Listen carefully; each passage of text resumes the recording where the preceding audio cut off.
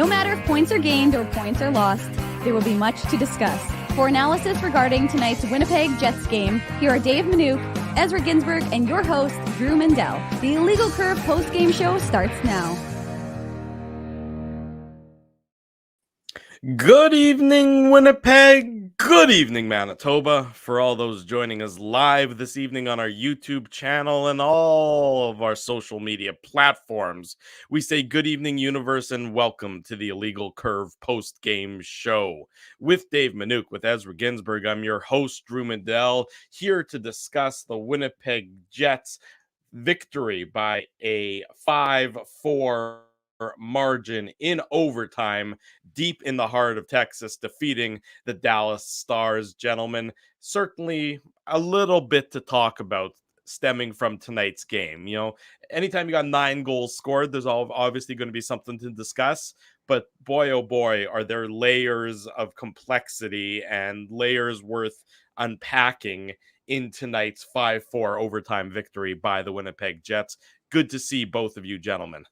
What's up, boys? Glad to have the trifecta back. We were doing a few solo shows there. Dave took a night off and Drew took a night off, but we're back together, as they say. And you're absolutely right. And there could have been easily a few more goals. You remember the giveaway by Jake Ottinger to Scheifele, and then he dropped it, passed it back to Perfetti and made a save. And then obviously there was the Jason Robertson goal where the refs missed the fact that the puck hit the net, and it was an easy reversal when the Jets challenged it. I mean, it's mind-boggling, guys, that, you know, 2 officials and 2 linesmen, 2 referees and 2 linesmen, I should say, missed that. And then the overtime, I mean, the game tying goal in the third period, I'm sure we're going to spend, you know, several minutes on, but even with, you know, the rule book definition, I mean, Hellebuck's mask is off and he's mauled by Jamie Benn. And is there a little bit of a push for Morrissey? Yes.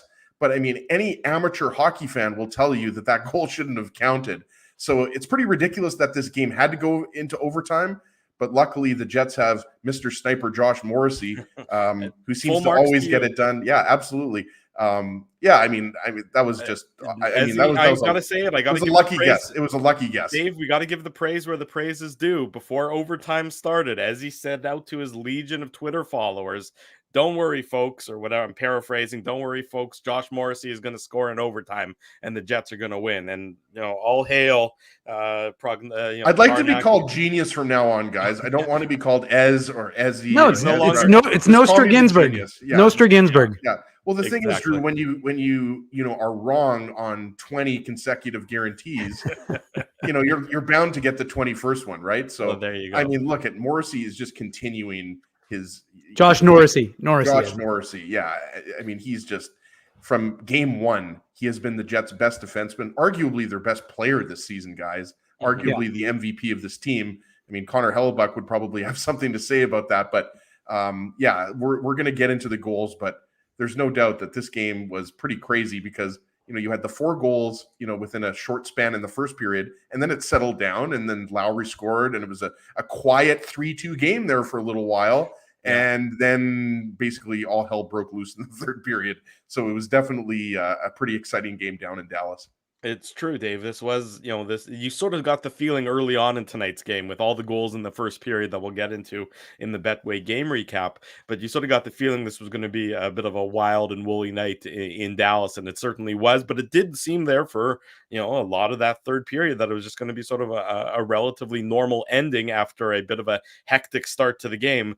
But boy, oh boy, did that turn on a dime late in the third period with the Winnipeg Jets, you know, as they alluded on the broadcast. I've seen people tweeting about it. The Jets give up 2 more goals with the net empty. That's got to be a record. I mean, I don't know, in a week to give up 5 goals when the opposing team's goalie has been pulled, to have that happen 5 times in the span of 3 games. It's almost as crazy as the Devils having 3 disallowed goals against the Toronto Maple Leafs and their winning streak snapped. You rarely see that, like 3 disallowed goals. Yeah. That has to be, if it's not a record, it's close to record. But you're right, Drew. I mean, it's kind of absurd, actually, that, you know, the Jets, have given up 5 goals with the other team's net 5 on empty. 6. Yeah. Yeah. I mean, Yeah. usually you'd think you'd get at least one empty net goal in that kind of situation, but the Jets have somehow managed to give up 5 straight 5 Should have been on 6 goals. should be 4, but we'll Yeah, get into should that be in a 4. bit. I mean, Go ahead, like Dave. all I was gonna, no, I was just gonna say, you're right. It was one of those bizarre games because it started off kind of at a frenetic pace, and then it slowed down. It was the second was somewhat boring, and all of a sudden, it picked back up to that frenzied pace towards the end of the game. And I mean, look, I don't. First of all, I'm not one to complain about the officiating. If it, I go even. If the officiating stinks on one end, I'll say, hey, they gave the Jets calls, and if it stinks against the Jets, I'll say, well, they didn't give the Jets calls. But I mean, and I was gonna say this was ECHL level officiating, but I didn't want to insult the ECHL because This was beer league level. No, I mean, like, honestly, I'm sorry, guys. Like, you can't. First of all, like, and we're not even talking. Like, think about okay. So there's the critical plays that we're talking about, which is missing a puck that clearly hits. You've got 4 officials on the ice. Your job is to watch the puck. That's it. Like, literally, like, not You're everyone. close to putting somebody. I was in the I was about to say that there was going to be a word coming out there, Drew, that rhymes with puck. I'm just saying. So you're paid to watch to see where the puck is, what's going on with the puck. Literally, the linesman's job is to like make sure if the puck goes out of the they're the ones who call that like as his least favorite penalty, delay of game. But you got to be able to pay attention to see where that puck's going. But not only in addition to making critical errors like that, which is clear as day. And that happens. Don't get me wrong, it happens. Like I've watched so many AHL games where officials miss something that happens and play continues. It's not like, I mean, they are human, right? Even if there are a lot of them on the ice. But the thing until the robots take over, but that's true. Till our robot overlords, take over. But all I was going to say is the crazy thing to me is how many pucks did they get in the way of? Like there was one sequence when the Jets were in the zone. They tried to, I think it was Scheifele in the corner, tried to dump the puck out. Early in the first period. And it hits the ref and it keeps the puck in the zone. And I'm just thinking to myself, get out of the way, man. What are you doing? And I think that's just kind of the problem was they were in the way when they shouldn't have been, and they weren't doing their jobs when they should have been. It was a bad night if you were wearing stripes on the ice today. And you know what the most bothersome part to me, I mean, look, everyone's going to have an off night, and this was certainly an off night. And I sort of with you, Dave, you're having one right now. Thank you. Exactly. It happens to the best of us is what I'm saying. I tend to sort of think that bad calls are going to even out over the course of a year, and I try not to get to rip my few remaining hairs out of my head about bad officiating. But this was, to me, I'd want to hear an explanation, a legitimate explanation, not the explanation that was given when they allowed the goal. That to me is not a significant enough explanation because they actually say, Drew, that it was Morrissey pushed Ben into Hellebuyck. Like, which is fine. If that is the issue if it's strictly a goaltender interference question, then that's fine. Exactly. You've addressed that. If it's goaltender interference and that's it, and Hellebuck's mask stays on, and the Jets are challenging or that's in question, then fine, you've addressed that. But you haven't addressed the real issue, which is the fact that the goalie, that the goalie's helmet was knocked off. And the rule book, which we'll show when we sort of get to that goal later in the show, clearly says that if it's not an immediate play, the whistle if it's not Ben putting the puck into the net, yes, then it should have been blown dead. Like it's one thing if Ben has the puck and he's in the net, the helmet comes off and he deposits that puck into the empty net, that goal stands. Yeah. But for Ben to circle behind the net with Hellebuyck down and his helmet off, and still be able to find time to get the puck back to Robertson, who has to then take a shot. Yeah. I still think you're leaving it up to interpretation there. Well, but I mean the word is immediate. So yes, you're maybe interpreting what the word. They scored 2 seconds later. Isn't that immediate? No, it's not. Because I know what you're saying. Immediate is the puck. Yeah. The puck is in the blue paint, and he knocks it in.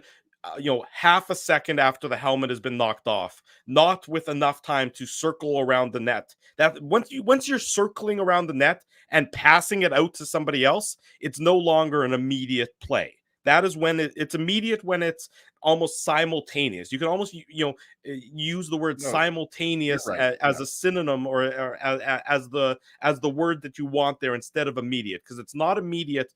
How far back are you allowed to pass it? Maybe he doesn't pass it to Robertson, he passes it to the guy who's actually at the blue line, who wires it into net. Is that still immediate? Well, none of it was immediate. Immediate Right. is bang bang, helmet off, puck in the net, bang bang. That's immediate. And It shouldn't have counted either way. I mean, I know what we're saying here, or the rule needs to be rewritten or something. Hellebuck was knocked down by Benn and his helmet was off. It shouldn't be a goal. I also don't buy. Look, Josh Morrissey. I think you watch the replay again. I watched the times that I was able to watch it. To me, it's not like Benn goes out of his way to avoid Hellebuck, and Exactly. Morrissey's impact on Benn. By the way, if you haven't noticed, Jamie Benn's a hell of a lot bigger than Josh Morrissey.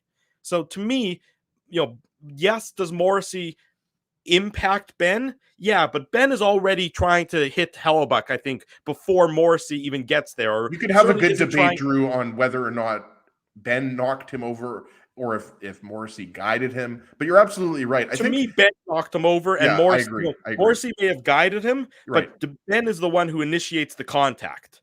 So to Ben's me, also about to run his goalie over, so I don't think Josh Morrissey is just going to sit there and let it happen. That's his man. So yeah. again, if it's not goalie interference, the helmet is off, and yes, maybe Jamie Benn wasn't in an immediate situation where he was going to wrap the puck around, but I don't know. I just think, I think that, I mean, the Jets fans' consensus is definitely that goal shouldn't have counted. But I think most people watching that, regardless if you were a Jets fan, a Stars fan, a Leafs fan, whatever, I think a lot of people were surprised that goal counted. Yeah. Well, and I think what a complete Muppet is saying, and I think that a lot of people in the chat are saying is accurate. I think that. Sorry, did you just say complete Muppet? Well, yeah, that's a complete Muppet is a complete in the chat. Muppet. That's his or her username. Oh, okay. I'm just All right. I'm just reading, bro. So, anyways, the point is that I think it's right. I think it doesn't really make a difference. I think ultimately you could not say Benn interfered because of Morrissey. It still doesn't change the reality that the helmet was off, and again, like Dallas, Dallas's Ottinger's pad blew off. Play was away. Now, of course, they have to do it because they blew the whistle. Right. Mm-hmm. I'm just saying you blow the whistle in this instance. I'm sorry. Because again, Benn is behind the net. Hellebuck's down. Again, one ref is watching that play because the puck is right there. So you can't tell me that you're not watching to see what is happening with Connor Hellebuck. And Connor Hellebuck, for the record, looked like he was dead. That was the bigger concern for I would imagine for Jets fans, seeing Connor Hellebuck not moving because seriously, kids, for a few minutes there, he didn't move. Right. And so you're thinking to yourself, did he get whiplash? Did he strain his neck? And then you saw the way his neck stretched based on the hit from Benn. But again, it doesn't even matter about Morrissey, whether Morrissey pushed Benn in, and Benn's a smart player, guys. I mean, I don't think that Benn is necessarily innocent in what he does. He's intentionally right. going for Hellebuck there. Sure, he's trying to create a little chaos. But that, again, it doesn't make a difference because once his helmet is off, and once Benn doesn't have a chance to score because he's behind the net, the ref who's watching has to blow the whistle. It's clear as day. It doesn't make any sense otherwise. So again, we're not scouting the refs here. We could have them on the show maybe tomorrow, and they can give us some more clarity. But regardless, it made for an entertaining hockey game, and we've already been going for 15 minutes and we haven't even gotten into the Betway game recap. We still got 9 goals to go through, boys, so we may still be talking tomorrow morning if we keep this fired up. Well, let's do it. It is the Betway game recap. It's brought to you by Betway, one of the most trusted voices in sports betting, both in Canada and all around the world. Betway is the sports betting app that puts you, the customer, at the forefront. With a large selection of betting options in sports, as well as strong promotions and fair odds, what are you waiting for? Head on over to Betway and bet your way. Must be 19 years or older to play. Please play responsibly. So we remember what happened on Wednesday night with the Winnipeg Jets performance in Minnesota. The worst performance of the year, you could arguably call it. It was a very bad game, so I was very interested I'm sure as many Jets fans were, because the Jets haven't skated since then. They had the morning skate, but they didn't have a practice. They had yesterday off. We saw them all enjoying Jerry's World and the Cowboys' victory over the New York Giants. Except for Connor Hellebuck, who was bass fishing. Oh, okay. I missed that entirely, but I know there's plenty of... It was bass fishing, right, Dave? I think they said. I think they said that on the broadcast. Sawyer said it, yeah. I missed that part. But in any event, the plenty of Cowboys fans in the Jets locker room and then the Jets PR staff as well. So you know that they were enjoying their trip to the Thanksgiving Day game. So I was interested in seeing how the Jets were going to come out after that stinkeroo in Minnesota. And we saw it. They came out pretty strong. Cole Perfetti, his fourth of the year, his first in, I believe, 11 games, if I'm not mistaken, assist to Blake Wheeler and Nate Schmidt. And this is what you want to see from the Winnipeg Jets. You want to see them get right back into it, get right back to the way that they are dangerous in transition, in speed. And it's great that it comes from a guy like Cole Perfetti, who really struggled in that Minnesota game, hasn't really played overwhelmingly well in the midst of this goal scoring streak, sort of some of those rookie ups and downs that he's been going through. Well, he's on an up today, getting it started at the 132 mark after a beautiful passing play from Schmidt and Wheeler. Yeah, well, specifically Wheeler, right? Like it's kind of like a partial 3-on-2. The Stars were just kind of slow. The forward group that was out there, I just thought was kind of slow on reacting to the back check. And so it was kind of a partial 3-on-2, as I mentioned, in the neutral zone. And Wheeler just identifies that Yanni Hakanpää is just, he's overcommitting to the left side. So he makes a really smart pass to Perfetti, because he can see if he makes the right pass, Perfetti is going to go in on a breakaway. And it's just a beautiful move by Perfetti. And I was telling Dave, as we were watching the third period here, I was saying, I just love the fact that Perfetti is just so humble and just so kind of anticlimactic with his celebration. Like, he, that's Don Cherry used to always love when guys did that when they didn't really celebrate that much. But I just love that for a guy that Perfetti, that, is obviously going to score a lot of goals in the NHL. He's only 20 years old. So it was just a beautiful move on an excellent goaltender in Jake Ottinger. But love the pass from Wheeler. And I love the move from Perfetti, and I love the fact that he didn't celebrate really hard. He knew that the game was very early. The Jets had a lot of work to do, but we saw Cole Perfetti fail to convert a 2-on-1 chance with Blake Wheeler, but tonight he wasn't going to be denied. No, it was a beautiful start to the game. I mean, I like the start from Nate Schmidt. Nate Schmidt's first assist on the season, which is sort of hard to believe. I heard that stat. I'm like, really? It's the first assist on the year? That seemed odd to you. I noticed that too, right, Drew. Great minds think alike. I was like, I thought, Schmidt had at least, 5 or 6 assists on the season. Very bizarre. Think so, more of an offensively inclined guy. You would think he would have had some more points, but he didn't. But it's a nice pass from out of his own zone. To hit Wheeler, and then Wheeler, deserves the bulk of the credit for the play. But I don't want to overlook that it's the first lead pass. The breakout pass is what sort of leads to ultimately Perfetti getting the goal there, Dave.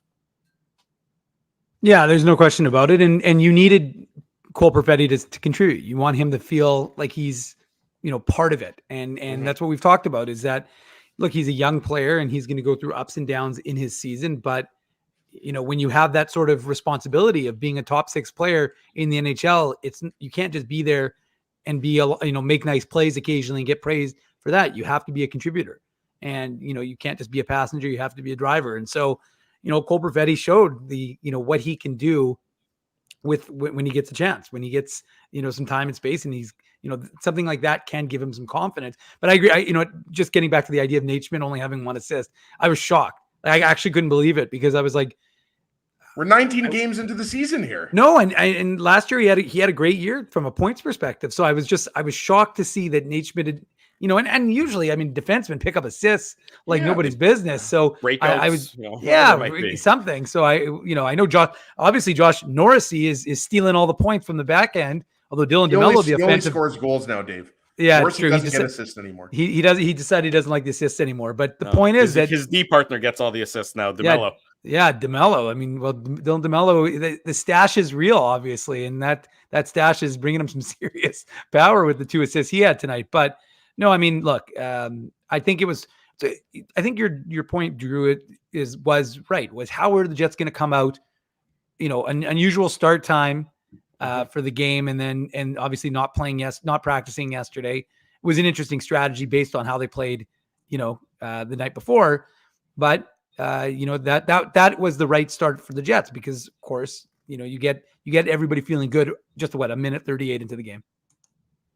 Exactly right. A minute 38 into the game, so the Jets are off to that good start, but it doesn't take long. 26 seconds for Dallas to tie the game. Wyatt Johnston, his fifth, the 2021 draft pick of the Dallas Stars, assist to Jamie Benn and Ty Dellandrea, and Josh Morrissey is up in the neutral zone. He's pinching here, and this is just an instance where I'm not 100% sure who it is that's supposed to be covering for him. It sort of looks like it might be Pierre-Luc Dubois is supposed to be covering for him, and there's a miscommunication, or he's late getting back in the play, and Jamie Benn with the very educated shot pass off the far pad of Hellebuyck, and it ends up on the stick of Wyatt Johnston, who makes no mistake in beating Connor Hellebuyck. Yeah, you mentioned Morris. Yeah, sorry, that kind of tripped me out a little bit. You moved Dave to the bottom there, but you're right. Josh Morrissey gets as I did because I Smell Great said that as he looks like he's dressed up as a fire on my head, so I figured I would just kind of continue the theme and keep you up above me. Yeah, no worries. You can move. Stop confusing us, Dave. Stop confusing us with your fancy magic. All right, I'll move back. There you go. Yeah. Okay, so one of you talk about this goal. Can you put me back, Dave, to the top right? Really? Put me back to the top right. Okay. Yeah, there we go. Can one of you talk about this goal, please? Sure. Yeah, Thank Wyatt you. Johnston scores the goal here. What was it? 25 seconds later, after the Jets open the scoring, and you're right. Josh Morrissey gets caught up, and I don't remember who the forward was back, but it obviously created a 2-on-1 situation, and just a smart play by Jamie Benn puts it on net, knowing that there's a good chance that Wyatt Johnston's going to bury the rebound, and he does. Yeah, exactly right. He does bury the rebound, and it's a 1-1 game at this point in time. Again, I'm not sure I love Morrissey's pinch in that instance. I'm just not sure what the reward would have been there. But at the same time, if he's pinching, the Jets have to have that communication where somebody needs to be back and covering for him, and that didn't happen on this goal. They've been good about that, for the large part this year. But it's just going to be one of those opportunities just to sort of reinforce. Look, if you got to read what your teammates are doing. You got to see what your teammates are thinking, and in this case, it's this is going to be one where the Jets sort of regret not having that attention to detail when it comes to a pinching defenseman and a forward covering back. But doesn't take long for the Jets to respond. There were a lot of goals in the early going of this game. 5:46 at the 5:46 mark, so it takes the Jets all of 3 minutes and 48 seconds to regain the lead, and this feels good for him, and he deserved it after getting down to the Manitoba Moose and doing a great job playing for the Moose, and earning the call back up. And it's Jansen Harkins, his first of the year, assist to Adam Lowry and Brendan Dillon, and he's not going to be on the scoreboard here, and he's not going to be on the score sheet, but boy, does Mikey Eyssimont deserve a lot of credit for really his forecheck forcing this play that results in Harkins getting the goal, Dave. Oh yeah, I don't think the Jets score that goal if he doesn't do that forecheck, and that's what you get with Mikey Eyssimont, and that's why, like I said, he's one of the most tenacious guys. He's a puck hound. He goes after it, and he's aggressive. And I it's one thing we talk about it a lot of times with players. It's opportunity, right? And Morgan Barron, it's funny because 4 days ago, Rick Bowness said he was a ways away, and now he's saying he might be playing on Tuesday. I don't know what a ways away means out on the East Coast. But that to me indicated he wasn't going to be ready to play. It means the same thing as immediate when it comes to the NHL officiating. Yes, exactly. So, I think, but what we know is that guys need to take this opportunity that they're given. And Eyssimont, I think everyone would agree, has really done the most he can with the opportunity he's been given from the playing in the NHL in a consistent manner. Because that's the problem with these guys. You get him for one game, and there's just so much pressure. And then you play your second game, you play a couple of games consecutively, and now you start to feel in a rhythm because you feel like, hey, maybe I belong here. Maybe I can show that this is what I do. And I was saying before, like Eyssimont, to me, when we talked about him, he said, I signed in Winnipeg for a reason. I've said this on the show before. Mm-hmm. He was calculated. He saw an opportunity for himself to earn a spot. And we've talked about it. Like, he does bring to that third line a tenacity that we said about it. We talked about it 2 shows ago that reminds people of Brandon Tanev. And so I think that what do you need? What do you need on this team is that a guy who's willing to be a puck hound, go in, hard forecheck, force the defense or forward, whoever it is, to defend, And again, look what ends up happening. The puck goes to Lowry, who finds Jansen Harkins. And again, here's another guy who's been given a little bit of a step up in terms of his opportunity. And I've often said with Harkins, I'm not saying he's a first or a second liner, but I think he's more than a fourth liner. And I think he is cerebral and he has good hands. And I think if he's given a little more opportunity as well, he can do something with it. So to me, that line with a guy like Lowry, who again is also cerebral, really works well, that trio. So to me, that's kind of a new one that I think should stick together, because I think they really work well together. I think what was interesting here, Dave, is that Brendan Dillon's at his own blue line. He's in his own zone when he fires that puck up the ice. And at first I thought, to be honest with you, that was going to be called icing. And it obviously hit someone or touched something, because like if you go back and look at the replay, he's clearly in his own zone. Right. But Mikey Essiemont's forecheck is the big story here. And it's not your traditional forecheck, because it's not only is it Ryan Suter, but Ryan Suter is just trying to get control of the puck, and it takes a bounce and he's in front of the net, right? So it's not like your typical in the corner or behind the net or whatever forecheck, right? And then obviously a nice little pass by Lowry, and Harkins finishes it off. But there's no doubt that this line was working hard tonight. And I mean, look, Lowry scores the goal, like the go-ahead goal when it was 3-2, right? So I mean, this line really worked together, and it was a little bit of a switch up, right? Because Lowry had been playing with Manalainen and Janssen Fjällby, and then they've been kind of switching those guys, and then Gustafsson, of course, was centering those guys tonight, and I thought those guys were much better. But to Drew's point about how he thought that the Jets were going to react to losing 6-1 to the Wild, I mean, clearly all four lines were better tonight, guys. I just wanted to point one other thing out. On that goal, that line had just come out. And I remember I took note, Scheifele, Wheeler, and Perfetti had a really good shift where they had the puck in the Stars zone. And that's where I think you started to see the tide turn in the Jets' favor. So they were being rewarded, not only that line, but before that, Scheifele's line was out there playing really well. So, yeah, Essiemonts deserves a lot of credit. I mean, just nice to see Harkins get his first of the year up in the NHL. To Dave's point, I mean, he didn't want to be in the AHL, and it's because of injuries that he's back in the NHL.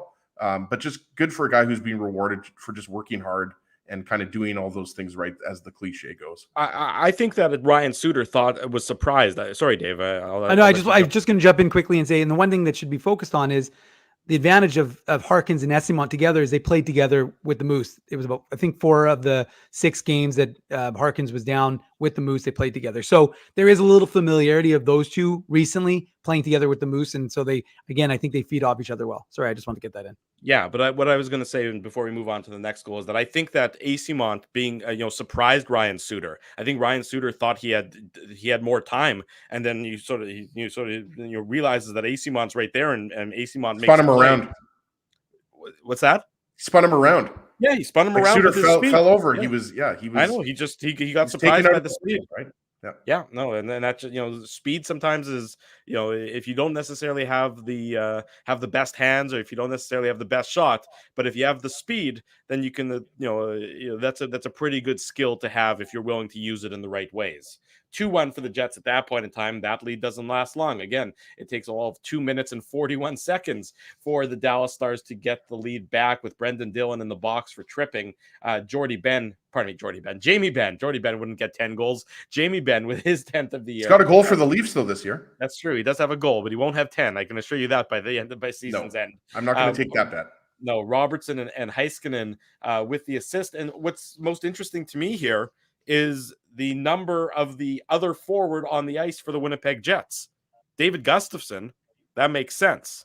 The other forward on the ice killing the penalty for the Jets, Mark Scheifele. 2 games in a row now, he's been killing penalties. Yeah, I don't like it. I got to say, I'm not a big fan of that. I'm not a big fan of it either. 2 games in a row, the Jets have given up a power play goal, not strictly because of Mark Scheifele, not immediately his fault, but that seems to be, to me, a bit like you're trying to hammer a square peg into a round hole in deploying Mark Scheifele on the penalty kill. Because if you're going to deploy somebody, one of your sort of your top line forwards on the penalty kill, why not deploy Kyle Connor, who we saw was so dangerous last year on the penalty kill, Ezzy? They have a lot of guys that can kill penalties, right? Like we've talked about Axel Janssen Fjällby, he can kill penalties. Adam Lowry's obviously the top dog. Everybody knows how good of a penalty killer he is. We just talked about Jansen Harkins. And, Davis talked about this a lot. Harkins is a guy that can kill penalties. The Jets have no shortage of guys that can. Sam Gagner, another guy. he can play power play, but he can also kill penalties. He's a real skilled forward with that active stick, right? So look, I don't think we can beat a dead horse here too much. But yeah, Scheifele is not a guy that I love out there on the penalty kill. I mean, he's obviously a guy that you depend on for a lot of offense on this team. So, I mean, Rick Bowness, I don't think cares, Drew, that me and you don't like it. But we'll have to see, does Scheifele get any PK time against the Blackhawks? The game against Colorado at home next week. I mean, does this continue? But based on these results, you'd have to think that, this Scheifele experiment on the PK probably isn't going to last long, Dave. Well, I mean, sorry.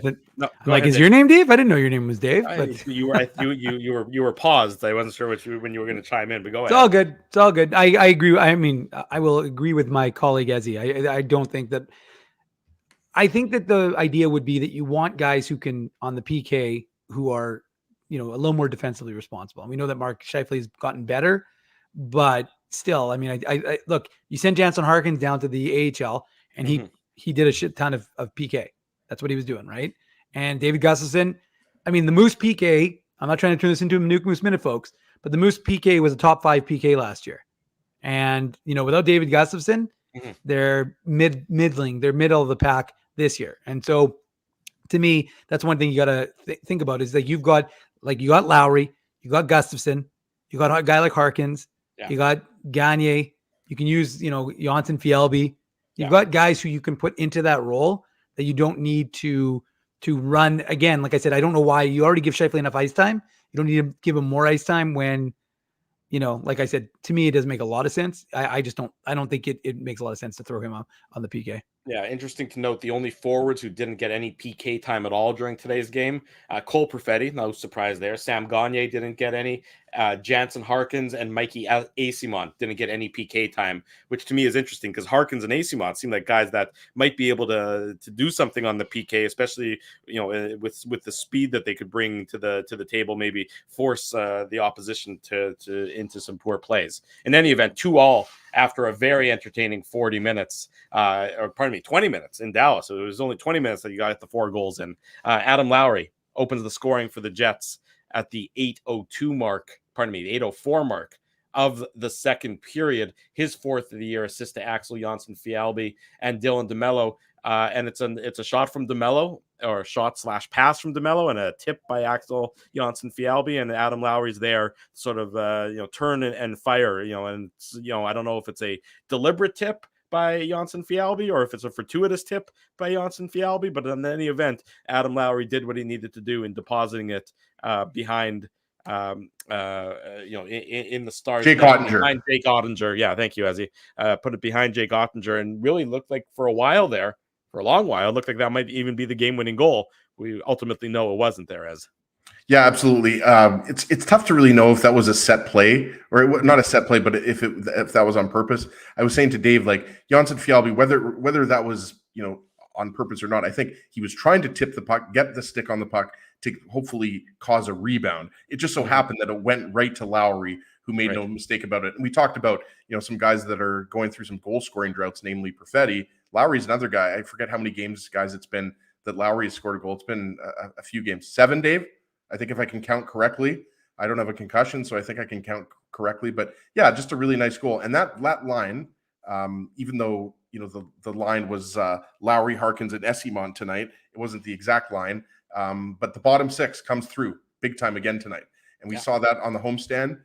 We unfortunately didn't see that a lot in the Minnesota game or the Pittsburgh game. But when the Jets are playing well, guys, that's like we've talked about it. The Jets have to get goals from all lines. You can't always get the goals from Scheifele and Connor, or this year Morrissey, right? So you really like that goal. And it's nice to see Dylan DeMello, aka the Stash, get a couple assists in his first game back. Yeah, and he does. And he gets a second assist of the game, his 4th of the season, on the Kyle Connor goal. So it was 3-2 for the Jets after 40 minutes. And then, nothing is happening in the third period for a lot of it. And then Kyle Connor sort of, before we can talk about the Kyle Connor goal, we have to talk about the Connor Hellebuyck save, which is sort of getting overshadowed in everything that happened towards the end of the game. But I mean, that was just such a fantastic save. On Seguin, you're talking about. Yes, where he, I looked and I was like, okay, well, that's a goal, 3-3. And I'm like, How was it not a goal? What happened? Like, was there a force field that came, in front of the net to prevent it? No, it wasn't a force field. It was just the force of Connor Hellebuyck and his paddle to make just a most unbelievable save. I mean, the kind of save that, you have to just have the superior instincts to make a save like that. I mean, it's a combination of skill and a little bit of luck, but also just knowing, sort of having that sixth sense of where you need to go with eyes in the back of your head to make that kind of save, Dave. I mean, it was just a remarkable save by Connor Hellebuyck that really nobody is going to talk about because of everything that happened sort of after that. Well, I mean, they may not, Drew, because it might be overshadowed by the game, but they'll definitely show that on the highlights of the night, because that was a robbery. I mean, it was. I agree with you. I thought for sure it was a goal. I mean, you're like, that's the one you're like, okay, I got to see that replay again. Okay, I got to see that replay again. How did he make that save? And you're right, that was instinctual. I mean, he just knew to get it, and it's not like it was a scrub. It was Tyler Seguin who knows how to put the puck into the net, and Connor Hellebuyck made a phenomenal save. That, you're right, was a significant one in that moment.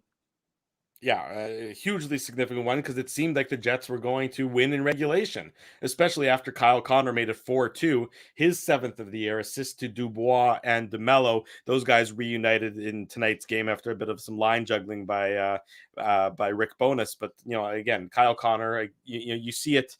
You saw some great goal scorers do their thing in tonight's game, and Kyle Connor wanted to get in on the action, and he did make it 4-2. With less than 10 minutes to go in the game, as he. Yeah, and it was just a nice stretch pass. We talked about DeMello had an assist on the previous goal, putting it on net, with Fjallby tipping it to Lowry. And yeah, like let's focus here on how sweet of a pass this is from Dubois to Connor, and obviously Connor has finally caught fire after really struggling to score goals earlier this season. But yeah, that was the insurance goal, right? And you thought, okay, now the Jets are going to lock this down. And then we know what happened late in the third period with the 2 goals with the empty net. But love the pass from Dubois. I thought Dubois had a pretty quiet game, to be honest with you. But yeah, he just, nice hands. And, I would expect this line to stay together in the short term. Like we talked about it, like I don't think anybody necessarily saw, Scheifele and Wheeler together, but Scheifele and Perfetti, I'm going on a little bit of a tangent here, but, Scheifele and Perfetti, you can see that, they've got some chemistry together. But yeah, that was a beauty goal from Connor, and a great helper from Dubois. It certainly was 4-2 at that point in time. There's, by the way, that just so you know, that point for Kyle Connor tied him for 7th all time on the franchise points list with Nikolai Ehlers. Well, he's gonna surpass Nikolai Ehlers maybe as soon as Sunday in Chicago, but he's gonna surpass Nikolai Ehlers, with Ehlers, of course, out of the lineup for certainly the month of December, and we'll see about how much into January. Time will tell on that front. 4-2 for the Jets, and then the Dallas Stars, obviously they're gonna have to pull the goalie to try and get back into the game, and they do. And at the 6-on-5. 6-on-5 is the Winnipeg Jets bugaboo, apparently. With the goalie pulled, with Ottinger on the bench, Jason Robertson, his 17th of the year. Is that possible already? Man, is Jason Robertson a hell of a hockey player? Even I know he's got 17 goals, and Nate Schmidt's got 1 assist. Well, it's just like 17 goals already, 17 goals in 21 games. Yeah, he's going to be. I know he's good, but I mean, he is really damn good. Yes, but Drew, when they announced 7 in the league, good. When they announced 17, I looked at it. I go, he's already got 17 goals. Yeah. Like, remember, he missed training camp because he had a contract dispute. So I mean, like, he missed training camp, which shows you the value of training camp. And let me tell you something: 17 goals is insane. Yeah, it is insane. And he got 18 tonight too, as we discussed. But the 17th one comes assist to Heiskanen and Seguin. And look, it's traffic in front of the net with the goalie pulled, and a bit of a seeing-eyed shot, and a nice, just a nice execution by the Dallas Stars in what you need to do to try and get back into a game and equalize when you have the man advantage with the goalie pulled there, as he. Yeah, and the craziest thing is, I'm just looking at the replay here. You see Nate Schmidt come out of the box right before Jason Robertson shoots it from the point, right? So, just unfortunate timing. But as you mentioned, the Stars had a lot of pressure. They were moving the puck. They had traffic in front of Connor Hellebuyck. That's also a factor, though. You mentioned that Schmidt coming out of the box, which means the Jets have they're in an unusual position having 3 defensemen on the ice, and you're trying to defend 6-on-5. And he was out of the play, though, right? Like, I mean, well, I know he was just getting back in the play. A non-factor, but you're right. Yeah, but it's not something that you see a lot. Assignments might be a little bit confused as to who's got who in that situation, because it's sort of like you said, it's just as the penalty ends, so it's all a 6-on-4 is turning into a 6-on-5 there. And can we also talk about sorry to cut you off, can we also talk about Drew the hats being thrown out when he didn't have a hat trick? Yeah, it's kind of weird. Odd. Like, I realized the goal was disallowed, like we talked about it, the goal with the hitting the net and going out of play, but like throwing and also Hellebuck was on the ice. And I agree with Dave. He looked like he was dead, and people are throwing hats on the ice, and the music, and it wasn't a hat trick. Like, what's going on? Things are weird in Dallas. Things are weird in that. No furries though. I was hoping the furries would be out at Drew. Our friends the furries. Yeah, we haven't seen our friends the furries who used to tweet at us. I think they're hibernating, Dave. 2012 was that I think it was like a decade ago. It probably was. It was very early on, since when the Jets came back, that there were a couple furries, and they were very nice people, as far as we know, based on our Twitter interactions with them. Yeah, they dress up in. No, the furries are good people. We're friends with the furries. Yeah, they dress up in furry outfits and go to the Dallas Stars games. And by the way, I'm not completely sure that anybody watching or listening knows what we're talking about right now. Hey, if they're early, explain what furries are. No, I actually don't think we should. Actually, if they want to do this, is a family show, as if they want to Google furries, that's their business. Well, no, I don't think it's a sexual fetish thing, Drew. It is, Ezzy. That's exactly what it is. 100% is what it is. Yeah, that's exactly what it is. I'm pretty sure they're just dressing as like. I thought that's the way, Ezzy. You're a furry, but that's not what they are. No. But I thought these were just people that dressed up in costumes. No. Oh, it is a sexual fetish thing. Oh yeah. Okay. Definitely a sexual fetish. He's a big dumb animal, folks. But he's our big dumb animal. Then Jason Robertson with 20 seconds to go in the game. And I mean, we've talked about this. Good segue from the sexual fetish, by the way. Well, as he Robertson, his 18th assist to Sagan and Pavelski. And we've talked about this throughout the course of the first 42 minutes of this post-game show. We're still not sure how this goal was allowed. In fact, we'll read you the quotes about how it was allowed after the commercial break, so that you'll hear from Josh Morrissey, you'll hear what Rick Bowness had to say. The Jets are, certainly perplexed as how this goal ended up counting, but it did. And it gave the Dallas Stars what some would say, me being among them, maybe an undeserving opportunity for 2 points by sending the game to overtime. And of course, they do get that 1 point just for sending it to the extra time, where Josh Morrissey, as he gave him the boost that he needed. I don't have to give Morrissey anything. He's playing so well that I just got that feeling, because Morrissey was involved with Jamie Benn on the tying goal. I just, sometimes again, you get 20 predictions wrong. Sometimes you get the 21st prediction right. Yeah. You got the 21st prediction right here. Josh Morrissey, his 4th of the year from Blake Wheeler. I believe that's his 2nd overtime winner, if I'm not mistaken. It is. And it's a great play by Wheeler to sort of muscle Heiskanen off the puck and then find Morrissey. And Morrissey, really, streaking into the zone. And I believe he beats Robertson, if I'm not mistaken. It was Jason Robertson. Yeah. So Robertson's back trying to defend, and Josh Morrissey just beats him and then just fires the puck past Ottinger in tight. And the Jets get a much needed 2 points, given the way that this game devolved in the final 2 minutes. And it's similar, I'll give this Jets team credit for their stick-to-itiveness. They could have wilted after they gave up those 3 goals to Carolina. They win in overtime. Could have wilted after they give up the 2 goals to Dallas. Well, they win in overtime. Sure, you'd rather it be clean wins, and maybe, it's going to come back and maybe hurt them that they don't have as many, regulation wins as they do regulation and overtime wins. But there's a long way off for that, and instead they get the 2 points ultimately that they did deserve in tonight's contest, gentlemen. Sorry, go ahead, Dave. No, I just want to say, it really is amazing to me, though, what we're seeing with Josh Morrissey. And we knew, defensively last year that he, really upped his game and he took it to another level. But, interesting, the comments from Rick Bowness, the challenge that he talked about in the summer about, I want to see your name in that top 10 of the Norris, voting this year. Well, I think he's probably most likely to be in top 5 right now because if he's you were playing voting right now. If you're voting right now, he's top 5. I mean, look, guys, Josh Morrissey's the first Jets player to hit 20 points on the season, right? 4 goals, 16 assists. I mean, it's crazy. I mean, he's got 20 points in, what is this? This was game 19. Yep. And you're looking at a guy who had a career high last year of 37. Well, he's on pace to obliterate that. And even if he slows down somewhat, I mean, he is having a season that's just remarkable. And he's turning into the, it's interesting because he wasn't like a super offensive guy in junior as he did. We have the comment up, someone who watched him back in PA. And he had one. Shout out to Prince Albert. Exactly. And he had Is that another sexual comment? Or are you talking about I knew Drew was going to go there. I'm like, there's no, I'm going to keep trying to go quickly because I don't want to give Drew 1 second to try and like deviate. But of course, I'm sorry, folks. I should have known. You're a disgrace to the town of Prince Albert, Drew. All I can say is if anybody remembers John Albert, AKA, what was his nickname? Prince. Pure Energy. No, Pure Energy, coined by yours truly.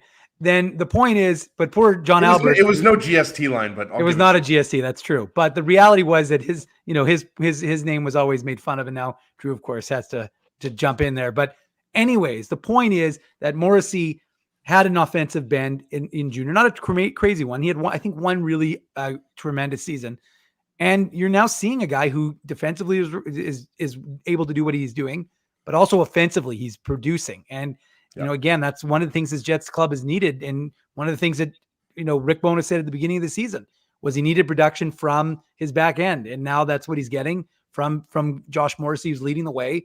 And it really is churning this team. Again, you don't want to see Dallas get any points. You obviously want a clean win. You'd rather beat them in regulation, but it's more important than, to get the points. And look, Thanksgiving was yesterday, right? And where are the Jets right now? They're they're relatively comfortably in a playoff spot. And that's where you need it to be. And it doesn't guarantee your success, but it's usually a pretty good sign that you're and again, a lot of people around the NHL now are talking, are the Jets for real? Who are these Jets? So funny, right? Like everybody is like the Jets. Yeah, last year, Jets are winning the Stanley Cup. They don't win the Stanley Cup. Jets are running it back. The Jets stink. Now the Jets are suddenly, are they back? It's like, I can't handle it. Well, before we wrap up the Betway game recap, only one defenseman. Here's a stat that we'll go out on before we come back with the unique code word, and we'll read some comments post-game as well. This is courtesy of the NHL PR Twitter account. Only one defenseman in Jets/Thrashers history has more game-winning goals in a single season than the 3 that Josh Morrissey has so far this year. That's Dustin Byfuglien with 6 in 2015-16 and 6 in 2010-11. So Josh Morrissey quickly moving his name into some heady company as it pertains to game-winning goals for the Jets and Thrashers organization. That is the Betway game recap. It is brought to you, of course, by our friends at Betway. It's simple, fun, and safe to bet with Betway. So head on over to Betway and bet your way. Must be 19 years or older to play. Please play responsibly. When we come back, the unique code of the day, the Tough Duck hardest hitting comment, and we'll read some of the post-game comments from both Josh Morrissey and Rick Bowness about the controversial end to tonight's game. Jets victorious 5-4 in overtime in Dallas. It's the Illegal Curve post-game show. Don't go anywhere. We'll be right back on our YouTube channel and all of our social media platforms. Jerry Seinfeld, Chris Rock, Jon Stewart, Dennis Miller, Brad Garrett, the biggest acts and all the up-and-comers. They've all made their mark at Rumors Comedy Club, North America's longest-running independent comedy club. Rumors has kept Winnipeg laughing for over 25 years. When was the last time you laughed out loud? Make it a great night out with friends or book your office or birthday party, even a fundraising event at Rumors. Get all the details and dates on upcoming shows at rumorscomedyclub.com. He winds up. Oh, looks like Ezzy took that one right in the choppers. A blistering fast puck hurts like HE double hockey sticks. That's why I let the pros at Linden Market Dental Center turn my yow into wow. Get your brilliant smile back with state-of-the-art restorative and cosmetic dentistry from real pros. And remember, always wear a mouth guard. Now that's solid on ice advice. Learn more at lindenmarketdentalcenter.com. Creating smiles for life. Whoa, Ezzy, everything okay? You look stressed. Of course I'm stressed. We're moving, the house is upside down, the kids failed miserably at packing the fine china, and my life is in chaos. Chaos.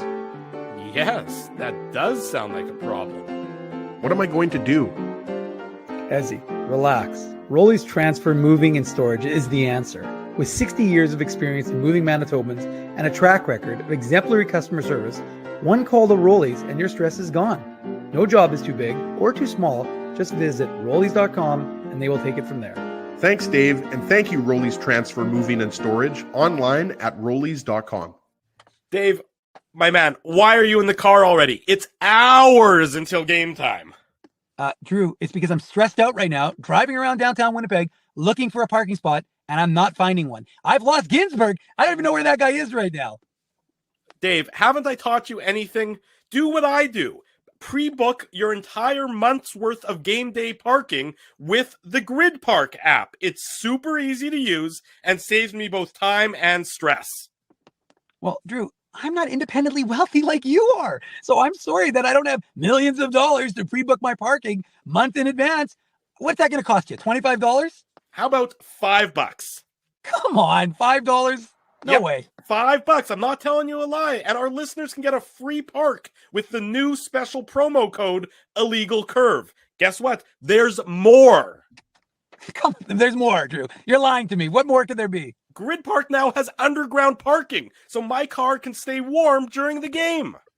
So wait a second. All the driving around I do, looking for parking, minus 40, you're telling me I could be toasty warm in a car after the hockey game? That's exactly what I'm telling you. Underground parking. Just download the Grid Park app. That's GRYD Park and use the code Illegal Curve. All one word. You'll park for free your first time.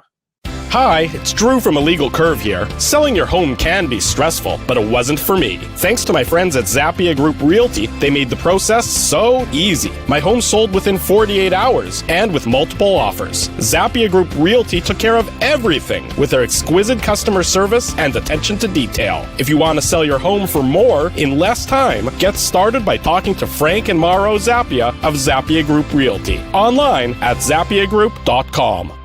For 3 generations and over 80 years, Tough Duck has been making apparel that works and plays as hard as the people who wear it.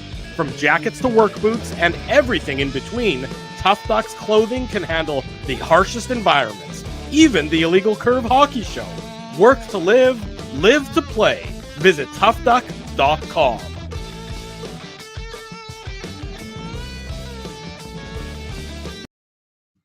Just before the bottom of the hour, it is the Illegal Curve post-game show. We're back here on our YouTube channel and all of our social media platforms. The Winnipeg Jets victorious 5-4 in Dallas. They bounced back well after the embarrassing defeat in Minnesota on Wednesday. They're next in action on Sunday. The Jets are in Chicago facing the Blackhawks before they come home to face the Colorado Avalanche on Tuesday to wrap up this 4-game trip through the Central Division. So far 1-1 with a couple games left on the schedule. Let's read some of the comments. This is courtesy of Josh Morrissey regarding the goal that was allowed to stand. That was the tying goal for the Dallas Stars. Quote, obviously I hit Ben and as a result he goes into Bucky, Connor Hellebuck, but I don't see a reality where the goalie can have no helmet on and a goal be allowed 3 seconds after. More from Josh Morrissey. I just don't see how that's for player safety. He's lying on the ice without a helmet on in front of the net. If he takes a shot off the face, that's an extremely dangerous situation. So it's pretty cut and dry to me. Rick Bowness, Winnipeg Jets head coach, notes that the officials blew the play dead earlier in the game as soon as Jake Ottinger lost his pad, and that occurred with play nowhere near his crease going the other direction. He's befuddled at how Hellebuck lost his mask, was down and out, and the play continued. NHL Rick Bowness says that Winnipeg Jets general manager Kevin Shovel-Dayoff is currently dealing with the NHL on what the Jets felt was the blown call on the tying goal. Bowness feels that the maskless Connor Hellebuck was in danger. Play should have been stopped. Quote, Chevy's on it, so I'm as confused as anybody. I gotta be careful. what I say. So there's some of the feedback, some of the comments coming from the Winnipeg Jets. If you want to see something actually interesting, go check out our friend Garrett Hole's Twitter account at Garrett Hole, Hohl on Twitter. He's retweeting comments from around the league of observers who watched that goal happen and find it to be a completely inexplicable decision by the NHL to. That's what I said earlier, right? Like I said, like obviously Jets fans are going to think that's a disallowed goal. Just like any team's fans will think a goal like that's disallowed. But to me, this isn't about Jets fans or, people that cover the team. Any hockey fan seeing that goal, I mean, let's be honest. I'm sure a lot of Stars fans are like, really? That goal was allowed? That was like, and it's a good point that was raised. I think it was Morrissey that brought it up. Drew, when you read that, or I forget if it was the comment that you read from Morrissey or Bonus about Ottinger's pad. Like, first off, you rarely see a goalie's pad. Like, it was almost like, when we were kids playing street hockey, when, you changed the Road Warriors, right, Dave? I know what Dave M liked some street hockey in the North End when he was young. But yeah, I mean, that just should have been a disallowed goal. I mean, and I'm not surprised by the comments. So, and Garrett Hole retweeting people. It's still, again, the Jets won. So I think we're going to probably talk about it less as opposed to if the Jets lost that game. But it's just still bizarre that was allowed to stand. You're right. It is bizarre. Here's another one from Rick Bonus about Josh Morrissey scoring 2 breakaway OT winners in the past 5 days after opponents had scored a combined 5 goals without the goalie in their net. Quote, "Oh my God, you've got to love him. Did you see him skating there at the end? He was flat out flying." So the Winnipeg Jets head coach Rick Bonus, moving off of the goal that was controversially allowed, and then ending on the exquisite play from Jets defenseman, maybe hybrid defenseman now. I'm not really sure. Maybe he's more of a midfielder in this World Cup parlance going on right now. Talking about Josh Morrissey and his propensity for OT winners so far this year, and so far this week, in addition to so far this year. We want to remind people that the Illegal Curve Hockey Show will be starting in 9 hours and 30 minutes, 9 a.m. tomorrow, back here on our YouTube channel, bright and early 9 a.m. Make sure you set your alarm to join us. Murat Atesh is going to join us, and Charlie Ramuli Otis from NBC Sports Chicago is going to join us to break that. We'll talk with Murat about tonight's game and the Jets road trip and everything, and we'll talk to Charlie about the Chicago Blackhawks ahead of the Jets visit there on Sunday as they continue this road trip. Let's talk about the Illegal Curve unique code word of the day. This is for the Illegal Curve. Step up my game today, boys. Stepped up my game. Well, after you went with the so predictable Minnesota. Oh, I heard you guys. Trust me, I wasn't on the show, but I listened to you guys rip the me. Unique words for sure going to be Lone Star. No. I'll give Dave credit. He actually went with something a little bit more big text, a little bit more unique than the previous. Well, I went with something apropos based on A, where they were, and B, what the Jets did yesterday. That's perfectly reasonable. And the unique code for the IC contest is "How about them Cowboys?" It's actually 4 words. Well, it's all one word. There's no spaces. So "How about them Cowboys" is the unique code for the Illegal Curve contest. Enter that code into the contest page, and you'll get some bonus entries. 15 to be precise. Or 10, I can't remember. Entries. 10, I think it's 10, actually. 10, I think, is what Alan said in the chat earlier. Yeah, it was 10. Get 10 bonus entries. Sound like the referee's making this up as you go along, Dave. We're more legitimate than the officiating. So how about them Cowboys? If you're wondering how do you enter the contest, well, you go to our this show description on YouTube, and you follow the contest link that's right there. It's in the show description. You can't miss it. If you can't find it there, you go to our website, illegalcurve.com. It's in basically every post that we have on the website. You'll find the link. Click the link. You'll see all the different tasks that you can do to gain and generate more entries for an opportunity to win some great merchandise like the following person did, courtesy of the random draw. Dave, who's the big winner? Lonnie Denbo. Lonnie Denbo. Yeah. And I saw one of our, I saw Brad, who won the last one, I think, or 2 shows ago. He was in the chat. So, I mean, you got to be in the chat to you don't have to be in the chat to win, but it's always nicer when the winners are actually with us and get to celebrate. but oftentimes people will message me after and say, "Wow, I didn't see it live, but it was great to see my name up there," and stuff like that. So Alan's got 245 entries. Don't worry, Alan. See, you're worried about it, but this is only game 19. We've got 82 games of the season. There's plenty of chances to win. Even once November ends, guess what? We start the December contest, and there's a lot of games in December, so you're gonna have lots of chances to win. Dave, I'm worried that you're gonna run out of unique code words because you can't duplicate a word. It has to be unique. Well, I won't have to worry about Dallas anymore because this was the end of the season series against Dallas, so Dallas is done. I don't have to come up with anything Texas themed anymore. Deep dish. What's that? Deep dish. Deep dish. Ooh, that'd be good. But the point is, I will have to. You're right, Ezzy. I'm just saying, Dave. I want deep dish right now. Okay, fair enough. It's just fair a complete. enough. It's a complete Yeah, it non had nothing to do sequitur. with it had nothing to do with the unique code word. I just want pizza. Give me pizza. Okay. Fair enough. He's just like the Saturday Night Live skit where he doesn't have an internal monologue. He just says the words that come to mind. You remember who the guest star was when that skit happened? There's a trivia question for you guys. Nicolas Cage. No. Was I close?